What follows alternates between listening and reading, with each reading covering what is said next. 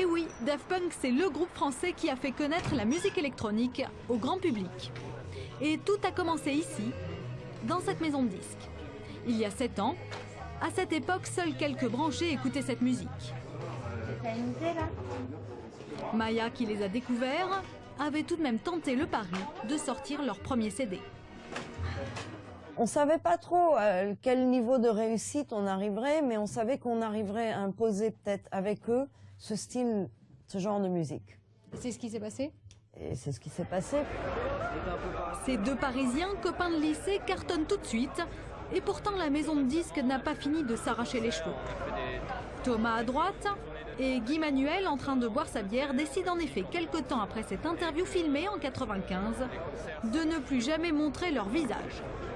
Désormais, les Daft Punk n'apparaissent plus que masqués, en robots empotés et muets. Alors pourquoi un tel camouflage? Ils ont envie de se préserver un petit peu et qui considèrent qu'après tout, c'est pas des chanteurs, donc pourquoi montrer le visage? C'est la musique et des super images.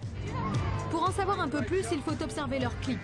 Plus qu'une simple protection de leur vie privée, l'anti-starisation devient un véritable concept marketing. Les héros de leurs vidéos sont des animaux, des légumes ou des squelettes. Et la dissimulation n'empêche pas de vendre, bien au contraire. Disque d'or en France, ils sont aussi sortis dans 40 autres pays. Leur deuxième album s'est déjà vendu à plus de 2 millions d'exemplaires. C'est bien plus que le dernier disque de Patricia Cass, qui pourtant est une des artistes françaises qui se vend le plus à l'étranger. Je sais qu'ils sont rentrés numéro 1 au Japon à la sortie quand même.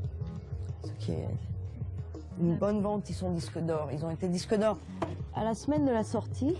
Et depuis, Daft Punk a fait des émules. Par exemple, le groupe français